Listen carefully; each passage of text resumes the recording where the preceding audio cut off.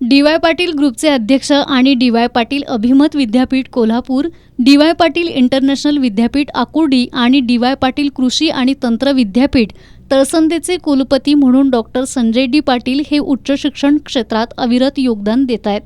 शिक्षण प्रसार, सामाजिक बांधिलकी आणि सार्वजनिक जीवनातील कार्यातून विद्यार्थ्यांमध्ये शैक्षणिक जागृती निर्माण करण्यासाठी दिलेल्या विशेष योगदानाबद्दल त्यांना doctor S. Radhakrishnan teachers welfare association India यांच्या शिफारसीनुसार युनिव्हर्सिटी ऑफ सेंट्रल अमेरिकातर्फे डी.लिट ही मानद डॉक्टरेट पदवी प्रदान करण्यात आली आहे. एलिव्हेट हेल्थकेअरचे आंतरराष्ट्रीय संचालक रिचर्ड लिवसी यांच्या हस्ते डॉक्टर पाटील यांना सन्मानित करण्यात आलं.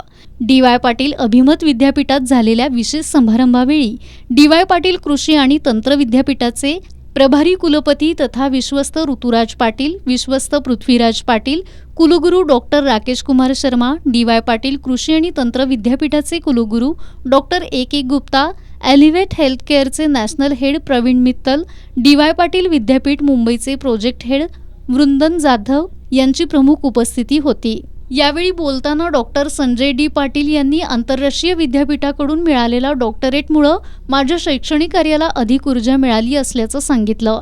शिक्षणाच्या माध्यमातून समाजात सकारात्मक परिवर्तन घडवून आणणं आणि विद्यार्थ्यांना जागतिक दर्जाच्या संधी उपलब्ध करून देणं हेच ध्येय असल्याचं त्यांनी सांगितलं. हा सन्मान डी.वाय. पाटील समूहातील सर्व शिक्षक, विद्यार्थी आणि सहकाऱ्यांच्या सामूहिक प्रयत्नांचं फलित असल्याचं त्यांनी नमूद केलं.